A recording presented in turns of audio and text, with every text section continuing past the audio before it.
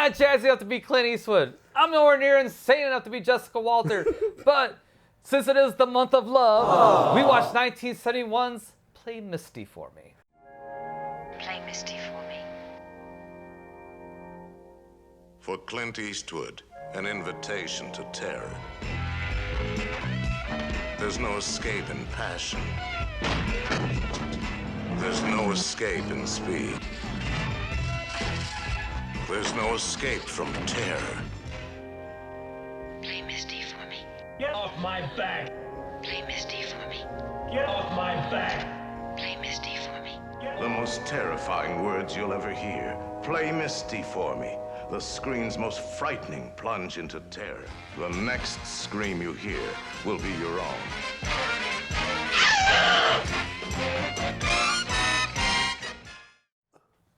I'm glad one of us can pick a good movie.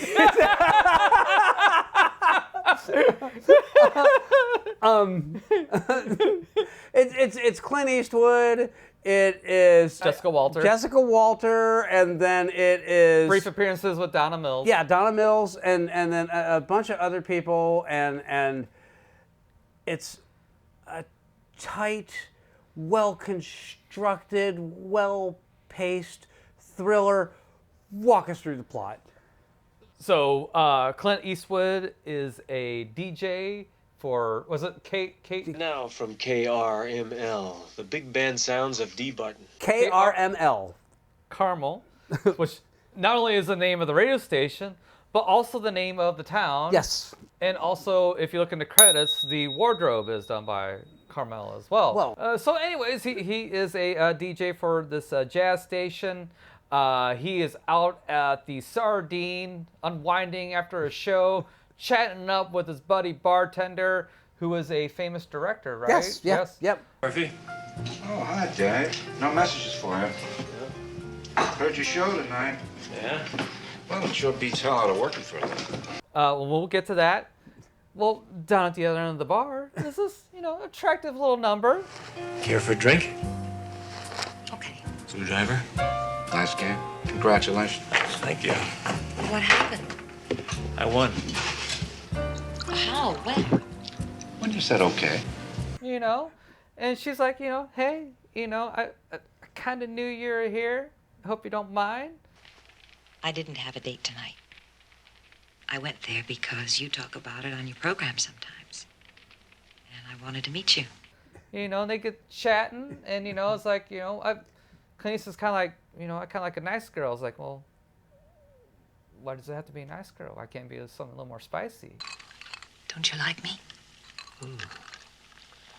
You're a very nice girl. But who needs nice girls? And hey, all right, Mr. Eastwood, why don't we go back to your place? Nothing crazy, no strings attached, just some little casual, action. Well, I'm kind of hung up on one. And you don't want to complicate your life. That's exactly right. Well, neither do I. But that's no reason we shouldn't sleep together tonight if we feel like it. And from there, shenanigans ensue. Yeah.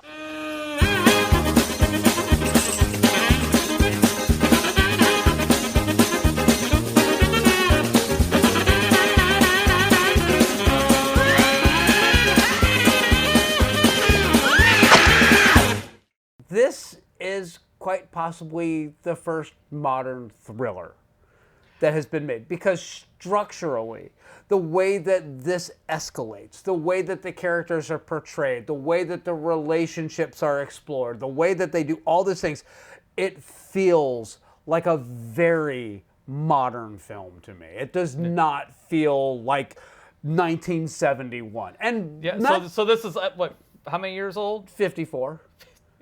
Don't ask how I know that. Shut up. But anyway. Hey, I'm only 4 years behind. But we watched Frenzy, Alfred Hitchcock's only non-code film that he did. And while that movie had, it was a fine film, and it was allowed to deal with violence and sex and all that because the Hays Code was gone, it still felt very old-timey. Yes, it did. It felt out of place, even though it was shot in that time, a more modern era. It felt After odd. this movie, actually, Was it? Yeah, it was in, I think, 72 or 73. Yeah. Yeah. It felt very much like a late 50s, It early really did. 60s movie. Yes. That one did. Where like you're saying, this to me felt more like a late 70s, early 80s movie. Absolutely. About the only thing that really gives it away is like the hairstyles And the clothing. Yeah. And the choice of music. I don't know if it's a choice of music, because it is actually, KRML is a real radio station. They actually used the real radio station as the location they shot all that stuff at. They play jazz. Yeah. So they knew, what they're doing. And if anybody from that location ever like saw the radio station, they'd be like, that's not what they play. If they did rock, I don't think it would work. No. But it's just that style of jazz music is very kind of dated. Like.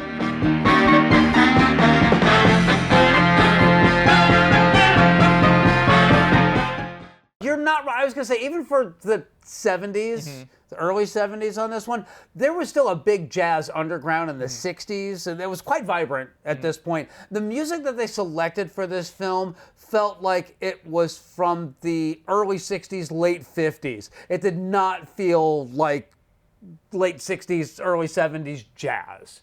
And I mean, they had Duke Ellington, but Misty, the song that is requested multiple times by Evelyn. KRML, Dave Garver speaking. Hello. Hi, what'll it be? Play Misty for me.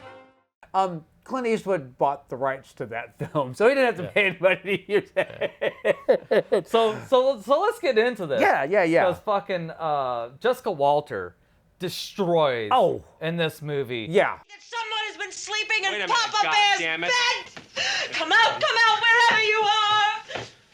Oh, God, don't look at me that way, Dave. I just don't know what to say to you. I'm sorry I mistrusted you. I should have known you'd never do anything to spoil it. She, just checks all those boxes of crazy. And the beginning is so subtly. Yes. Like, when she's in the bar, when she picks up Clint Eastwood, the signs are there. Her admitting, hey, yeah, I'm kind of stalking a little bit. Hey, you know what? Girls don't always have to be nice and all this shit. And the fact that she is the aggressor in the situation to take him home. Yes. I mean, she's just fucking she's so good in this. And then they get to the house, and she's like pushing things, moving. Oh, there's no strings attached. And you don't want to complicate your life. That's exactly right. Well, neither do I. But that's no reason we shouldn't sleep together tonight if we feel like it. So, they make the sweet loving, as you do. And then she, shows up the next day at his house with a bag full of groceries because she's going to make him dinner. Yeah. And Clint Eastwood's like, whoa, wait, what is this? I thought you said no strings attached. Hey, what happened to the discussion we had last time? The deal about no strings and all that? Well, there are no strings, but I never said anything about not coming back for seconds. Which, that sounds great and all, but the fact that she's having that whole emotional breakdown, I overstepped, I'm so sorry, I don't want you to not like me and all that, and it's really not genuine. It's there to put Clint Eastwood on his heels and get him to back down, and then actually be like, oh yeah, why don't you stay for dinner? We can do that and then make some more sweet loving. And so they do. And it's not until Clint Eastwood's kind of like, whoa, pump the brakes. This is just a no strings attached kind of fling here. You're becoming a stage 5 clinger, and so that's red flag 2. Red flag 3 comes later that night or early that morning, after they make some sweet love after the steak dinner, and the neighbor comes out and starts bitching about the noise, and woo, yeah. She's having a conversation with Clinton. How dare you try to talk over her or her man? Hey, people trying to sleep here. People trying to talk here. How'd you like to tell it to the law? How'd you like to go screw yourself? And it's venomous, and he's like, take it easy. Guy's just trying to sleep, that's all. You're right. It's a terrific morning. Why be selfish with it? The minute that he brings up, hey, this is an issue, don't be like that. She's all sunshine and light, but when she snaps, boy, she snaps. And hard. It never feels over the top. It feels very experienced. It feels very lived in. It feels like this is something somebody saw somebody do one time and thought, whoa, that's fucked up. I'm going to put that in here. Yeah. And Jessica Walter's performance of that, every time she goes off the handle, you buy every second of it. It should come off over the top, but it doesn't. It comes out the appropriate intensity. It's the right intensity. It's the right mixture of passion and rage and just venom. Yes. You know, but it's always in that, like, I'm going to push things as far as I possibly can, but I'm never going to push it to the point where I can't back it off or apologize it away until that actually happens. And when that happens, shit gets real. There are lines crossed, and it's the escalation of this film. It's so beautifully handled. It's so subtle. It's so human. Is when Clint Eastwood goes to the bar, and he's in there, and he's talking to the bartender, and he's having a drink, and she's standing outside looking at his car, and she calls the bar. This is Evelyn. No. Sorry, you just missed him. And then Clint Eastwood leaves a few minutes later, and she confronts him about it. And when she's sitting in the car waiting for him. Yes. What are you doing here? It was funny. I was calling you from that phone booth over there, and he was telling me you'd left, and I was staring right at your car. Isn't that funny? And then she takes the keys, and she won't give them to him. And he's trying to get back. And we have that second instance where somebody's like, hey, lady, are you okay? And she, like, freaks out and screams at him. Having some trouble, lady? Get lost! Yeah, get lost, assholes! Already. Yeah, excuse me. It's such a concentrated dose of how dare you. This is between me and him. Yeah. You're not allowed in. It's so fucked up. Yeah. and the stupid thing is this, on Clint Eastwood's part, his character's part, is that even after all that shit, he still takes her home again.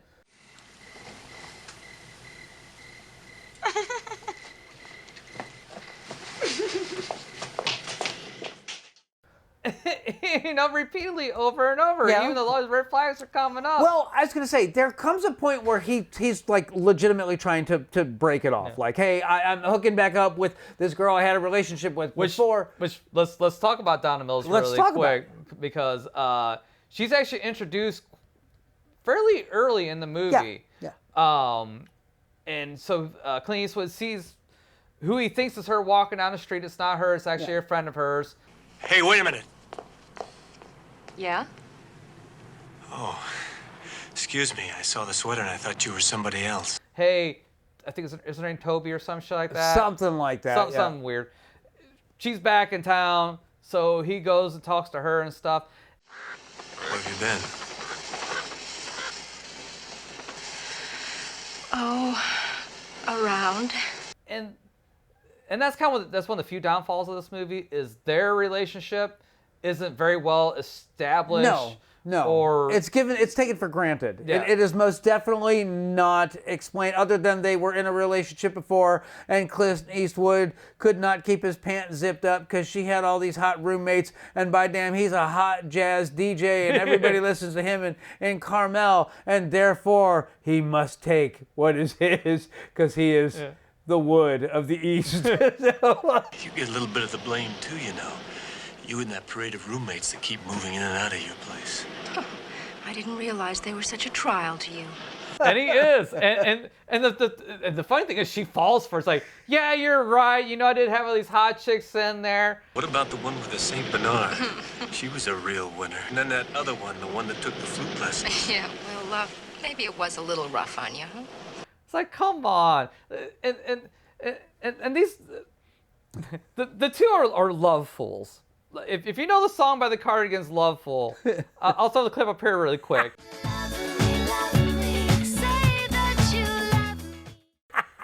But if you listen to the lyrics of that song, it's like, love me, say that you love me, fool me, go on and fool me. That's these two women.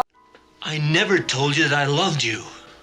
Well, not in words, maybe, but Dave, there are lots of ways of saying things that have nothing to do with words. Oh, They God. are head over heels over Clint Eastwood, and they don't give a fuck. It doesn't matter what this guy does.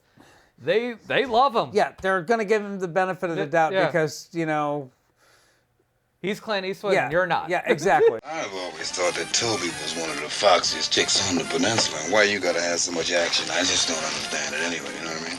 Clint Eastwood's character is trying to get a radio show in a much larger market, which is to say he will be leaving Carmel.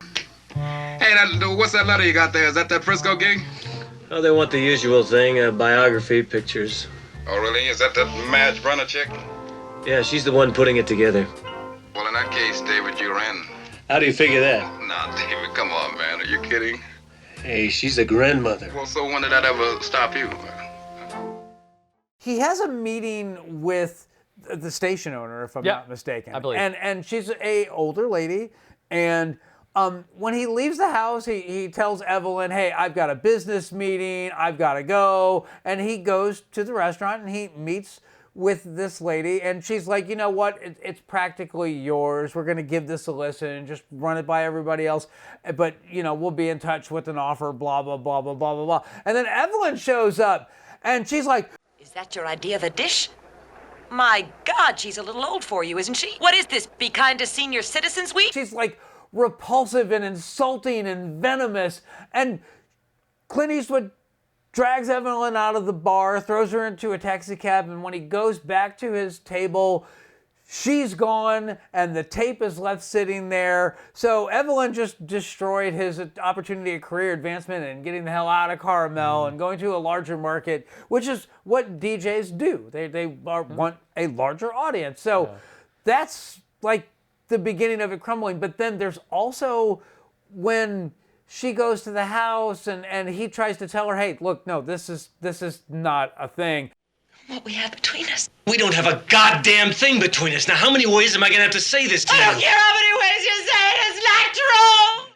And she goes into the bathroom and she harms herself in a very graphic, gory, and bloody ass way, surprisingly so.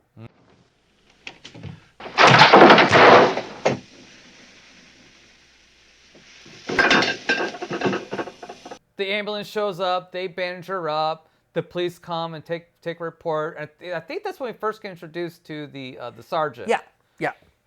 And that line of questioning that they do is good. That exchange is fantastic. Oh, yeah. Because he's like, This Evelyn Draper, where does she come from? I don't know. What about her family?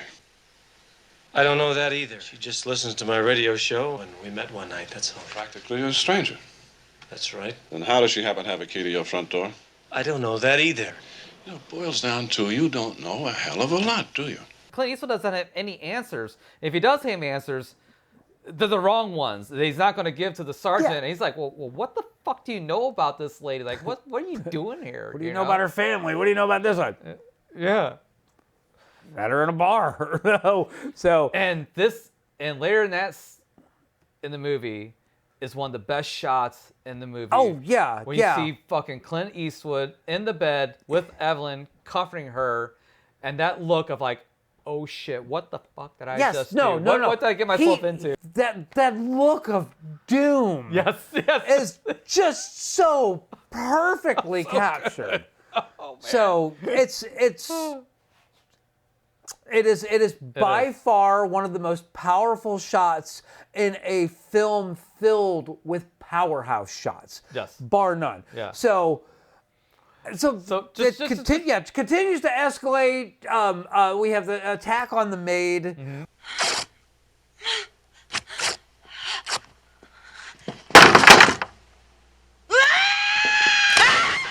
Which I kind of love that scene because, you know, the maid's not a romantic interest. It is just a long-time trusted friend of his. And they have some good banter back and forth. It's slightly flirty, you know, but in a playful, joking, playful way. Kinsey report? Do I come over to your house and ask a lot of dumb questions? Well, you just order Pussycat. Might open up a whole new way of life to you. It's hitting that support structure, the kind of person that he would talk to about the real shit that's on his mind, not, you know, the banter he would have with girlfriends or his bartender or whatnot. This is a trusted confidant. So I love that detail in here. And then we have the two missteps in this film. But before we move on there, you got to give the line there when Clint Eastwood arrives and they're taking Birdie out, who's the housekeeper. The house cleaner, yes, and she says, "It's gonna cost you double to clean up this mess." It's supposed to be that kind little quip that you say to somebody to make them like not feel like shit about something, and the look on his face is so morose. He just looks so shattered. Yeah. That she's trying to cheer him up, and she's been attacked violently by a crazy bitch with a butcher knife. It's a perfectly executed scene. It really is. There's so much good stuff in this movie. But the two missteps. Okay. The first misstep is the love sequence set to the first time ever I saw your face. The first time ever I kissed. Now, I'm not saying that having a little bit of romantic, you know, footage with him and Donna Mills finally getting together again after they're on again, off again, whatever you have it thing, and him basically saying, yeah, you're the one, let's make this thing work. I don't need 7 minutes of it, and I sure as fuck don't need it set to the first time ever I saw your face. No, it doesn't work. The other thing that doesn't work about it too is there's no real lead up to this. All the interactions you get with Donna Mills and Clint Eastwood are them walking around. They're way in the background. And it's like you said, it's like 80 yard over, you can tell. So it's like almost like voiceover and shit. So like you don't get a real sense of them like really reconnecting or really developing that romantic relationship at all, because they're never really together in any romantic sense or intimate sense until you have the actual intimate scene. It's like this was not earned at all. I agree with you there. I also think that sequence is weird because they start off and they're walking on the street in town, and then the next thing you know, they're walking on the beach, and then they're like walking in the woods, and then they're walking in the mountains, and then they're in the mines of Moria, and it's like there was way too much editing going on there because the way it's presented, it's one continuous conversation from beginning to end, but like the footage that's shot behind it, it just does not go with it. It's such a weird choice. I get it, but you know, they could have implied that they spent the day together in a different way visually that would not have made me go, wow, they're really walking around a lot. So and Evelyn is in on all of this. She's like in the background, in the woods and stuff like that. So she knows what the fuck is going on. This will pay off in a bit.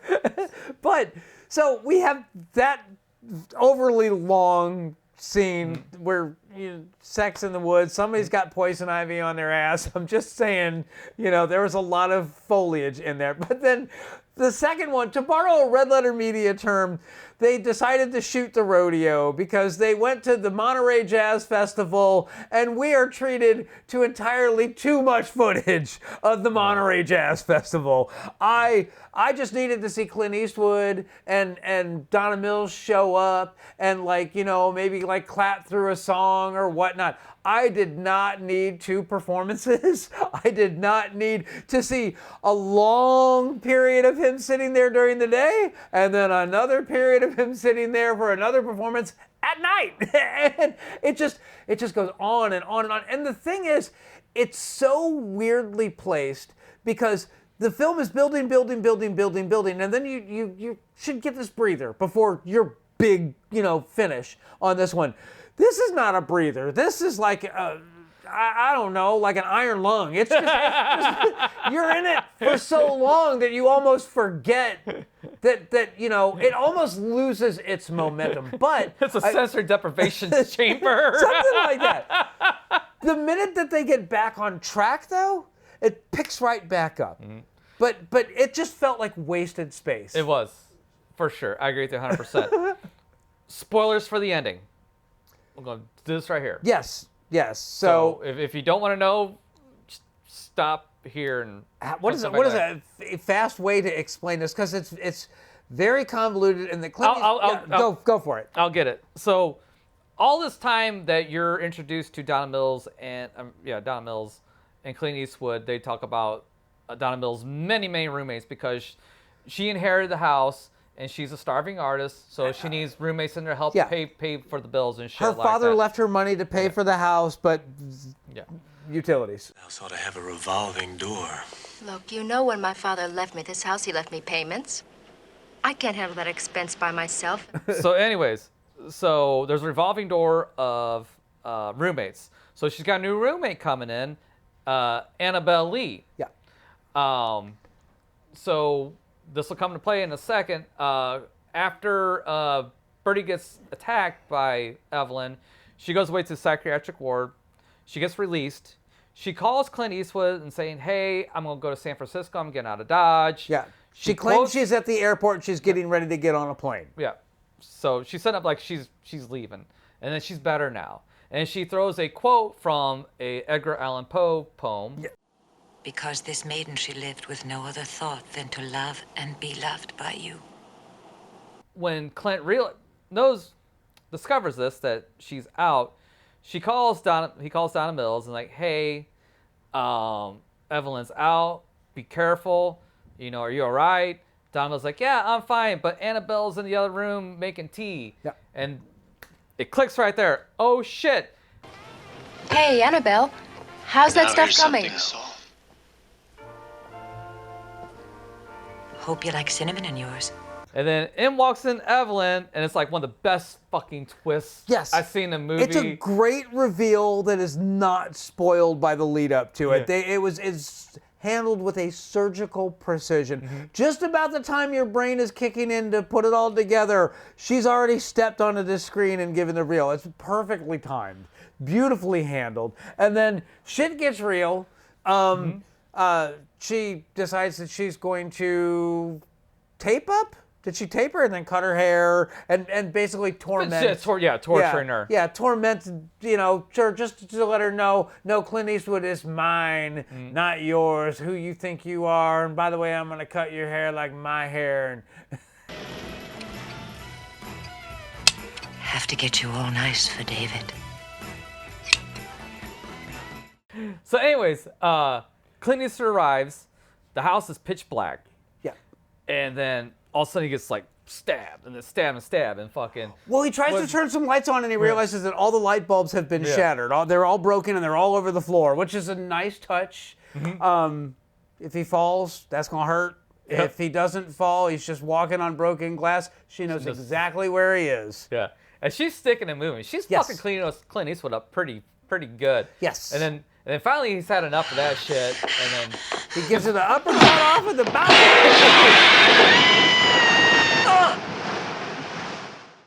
And Annabelle Lee has returned to the sea. But I will say this.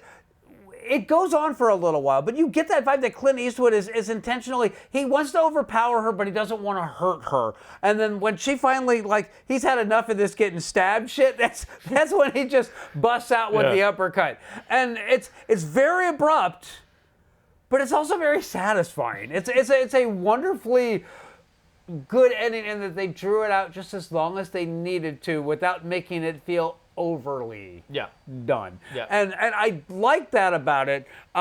We have our conclusion where, Clint Eastwood and Donna Mills and I don't know, I guess...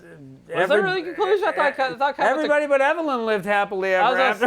I was going to say, because I think it pretty much cuts the credits as soon as they show her fucking body at the bottom. They do show her floating at the sea, but I think, if I recall correctly, they show Clint Eastwood getting Donna Mills out of the bedroom, and she's untaped. He sees that her hair's all been cut off and all that, but he's still like, "Oh, it's all good, baby. You still got great legs, and so we can make this happen." And so then they your next roommate moves in. Then they show Evelyn the bobber, floating in the water, and that's the whole credit cut there. At least that's how I remember it. If I'm wrong, throw it here and prove me. Yeah. So But like you said, and then the previous time we tried to record this thing, what a bold choice for Clint Eastwood to do a thriller like this. Not do the Western fucking thing. Yes. And then fucking knock out of the park on top of it. I can't think of a thriller that watches like this prior to this. If you know of any, throw them down in the comments. Please. I would love to know. But the structure of this film, you can see where Fatal Attraction in '88 just ripped this shit off wholesale, and they just updated, you know, the wardrobe. It's Michael Douglas and Glenn Close. It's like, you know, essentially the same thing. Michael Douglas is married, and you know, he's stepping out on his wife with Glenn Close. But the thing is that Fatal Attraction goes too far with it. This one keeps the crazy bottled. Look, just because they're crazy doesn't mean that they're not aware that shit they're doing gonna seem off to people. They don't want to get caught. They just want the focus of their attention. And that's why this feels so real. At no point does Evelyn boil a rabbit or do anything outrageous. Yes. It's all very targeted. Yes. It's all very intentional. Yep. And it's all directed at the people that she sees as coming between her and Clint Eastwood. Yep. And that's what I admire about this film, is that it feels so genuine, so lived and so authentic, that it's no surprise that the woman who is, you know, co-wrote this screenplay is credited. Joe Hymes is actually Joyce Hymes, and I can't help but think that Joyce Hymes was like, well, what's the craziest shit you ever did to get with the man? and taking some notes. So, you know, it feels so authentic. Yeah. And I think the fact that it was a woman that helped write the screenplay on this is why it feels so genuine.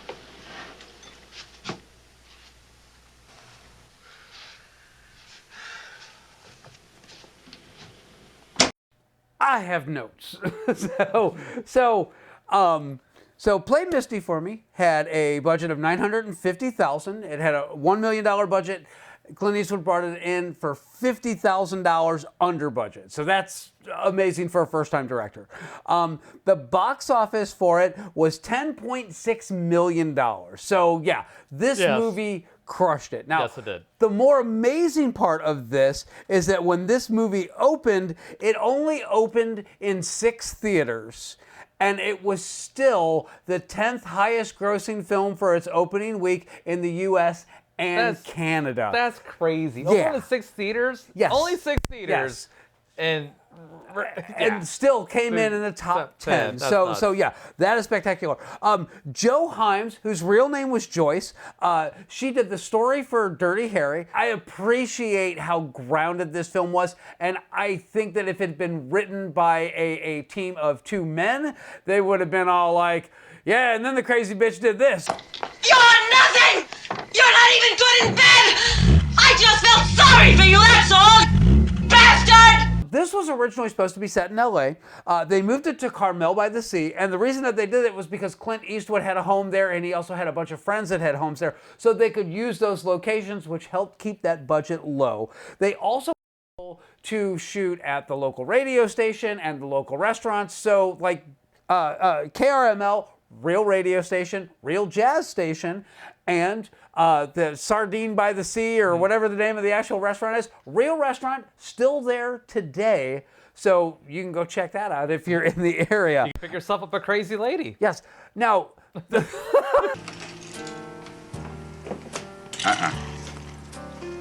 She's waiting for something. You sure? Don Siegel, who played the bartender, who appeared several times throughout the film, he was there for more than just a bit part. He's actually a famous director he was there to help Clint Eastwood get past his initial directorial debut without any big screw-ups. He was basically there to just keep the ship righted and be the veteran presence, if you will, on that one. But yeah, not only did he do Invasion of the Body Snatchers, but he did Hell is for Heroes with Steve McQueen. He did Dirty Harry and Two Mules for Sister Sarah. So again, him and Clint Eastwood worked on multiple projects over the years. At the end of Unforgiven, which Clint Eastwood won an Academy Award for, it is actually dedicated to Don and Sergio, which is Don Siegel and Sergio Leone, the two men that Clint Eastwood probably learned the vast majority of his craft from. This was released on DVD in 2001. It was then released on Blu-ray in 2015, and it most recently was released on DVD or on Blu-ray and 4K by Kino Lorber in 2020. So this is out there in the best possible format. There's no reason to not buy it. Doesn't matter how good your TV is. They have the media that will fit the bill. Eastwood owned the rights to Misty, which is why that song was so prominently featured in the film. And one of the big expenses for the film was he paid $2,000 to use The First Time Ever I Saw Your Face by Roberta Flack. Not every decision can be a winner on that one. No, it sure can't. But, you know, it's a minor nitpick. Speaking of minor nitpicks, I don't buy, you know... God damn it. Clint Eastwood? Yeah, thank you. I'm sorry. It's been a long day. Yeah, I don't buy Clint Eastwood as a jazz DJ. I mean, it is what it is. I heard the show. But I never did hear you play that Mantovani. You really did listen to the show. Oh, friend, if we had a TV down at the station, I'd break my arm before I turned your show on. It's a minor nitpick. Don't freak out over it. But I will say this. If you think you're not a Clint Eastwood fan, you're wrong. Watch this movie. It'll change your mind. If you think you know Crazy, you're probably wrong. Watch Jessica Walter in this. Yes. And you will see Crazy acted so well. It is a spectacularly authentic and good performance. And I keep using that word, but it fits. Yeah. Nothing feels over the top. Nothing feels cinema-y about it. It all feels very inhabited. Yeah. And I love that about this movie. And this movie is better than I remember it being. And through adult eyes, it's a much more intense and engaging watch. So this is an absolute recommend. This is an absolute buy. I'm glad one of us picked a decent movie for this month. Hell, I'm glad one of us picked movies that were good for the last 2 months. I'm sorry. I'm trying. So I mean, you know, Hard to Hold was kind of a fan recommend, sort of, kind of. We did throw it out there in the ether, so we're part to blame on that one. Yeah. And you know, hey, who would have possibly guessed on a movie with Tom Cruise, Stockwell, and what's his name, Jackie Earl Haley would have. And Shelley Long would have sucked that back. And yet, losing it exists. So, I mean, it is what it is. But buy this movie. Heed the warnings. If you see the red flags, get out. Don't dip your pen in the ink or Crazy. Yeah. Just don't. What he don't. said. So yeah. if there's a yellow flag on the first date, stop. So it don't get no better. Yeah. This movie proves it. It sure does. Is there anything else we really have? That is all I got. So we will catch you next time.